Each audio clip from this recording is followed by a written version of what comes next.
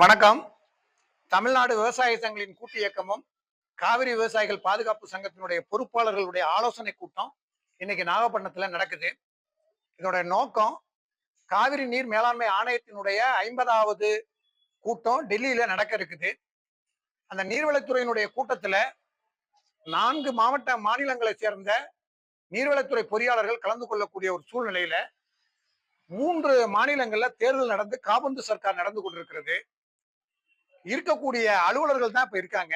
அந்த அலுவலர்களும் ஒரு தெள்ள தெளிவான ஒரு முடிவை எடுக்க முடியாத ஒரு சூழ்நிலையில் காபந்து சர்க்கார் இருக்கக்கூடிய நேரத்துல நீர்வளத்துறையினுடைய கூட்டம் நடக்குது. அந்த கூட்டம் கர்நாடகத்துக்கு சாதகமா போயிடுமோ அப்படிங்கிற அச்சம் தான் இப்ப எங்களுக்கு ஏற்பட்டிருக்கு.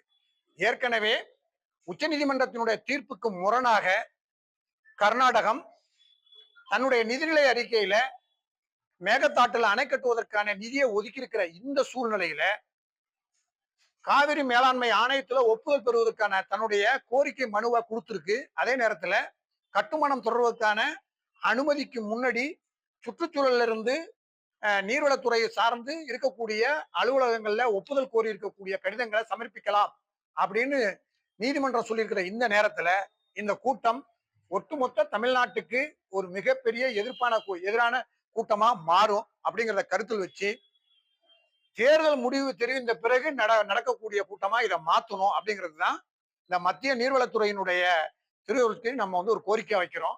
அதே நேரத்துல காவிரி நீர் மேலாண்மை ஆணைய கூட்டம் சென்ற மாசமே நடந்திருக்கணும். அப்ப இந்த ஒரு தேர்தல் இக்கட்டான ஒரு நிலையில இந்த கூட்டத்தை கூட்ட வேண்டிய அவசியம் என்ன அப்படிங்கிறத கருத்தில் கொண்டு இந்த கூட்டத்தை ஒத்தி வச்சு மறு தேதியில தேர்தலுக்கு பிறகு நடத்தணும் அப்படிங்கிறதா இன்னைக்கு இந்த ஒரு ஆலோசனை கூட்டத்துல எடுக்கப்பட்ட ஒரு முடிவு. இதை மீறி அவங்க நடத்தினாங்கன்னு சொன்னா வருகின்ற 29ஆம் தேதி நாகப்பட்டினத்துல ஒரு பெரிய திரளான ஒரு கண்டன கூட்டம் அந்த காவிரி நீர் மேலாண்மை ஆணையத்துக்கு எதிராக நடக்கும்.